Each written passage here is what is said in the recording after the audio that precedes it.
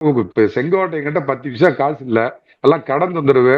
செங்கோட்டையனுக்கு வந்து இப்ப இவரு இன்னொன்னு முக்கியமா மறந்து போயிட்டேன் தம்பி. ம். அதிமுகவில் திரு எடப்பாடி பழனிசாமியின் குடும்ப ஆதிக்கம்னு சொன்னாரு.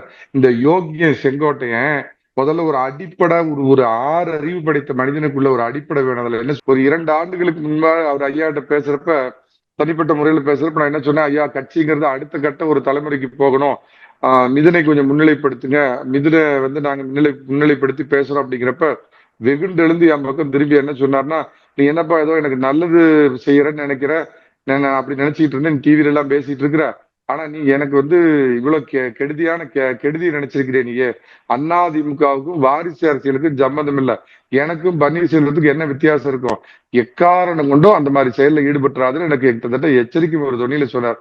ஆனா எடப்பாடி பழனிசாமி குடும்ப அரசியல் பண்றாருன்னு ஒரு அநியாய பொய்ய, பச்சை பொய்ய இப்படி வந்து சொல்றாரு.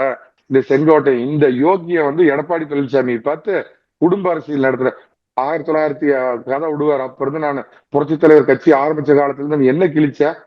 உனக்கு அம்மா கடைசி காலத்துல உன் யோகியம் தெரிஞ்சுட்டு தான் பதவியே கொடுக்க ஆரம்பிச்சுட்டாங்க. உனக்கு கடைசியில பதவி கொடுத்தது எடப்பாடி பழனிசாமி. அன்னைக்கு 4.5 வருஷம் உயர்கல்வித்துறை அமைச்சர் அப்படின்னு அப்படி சிவப்பு இது போட்ட கார்ல சுத்தினி. அப்ப தெரியலையா எடப்பாடி பழனிசாமி துரோகின்னு தெரியலையா?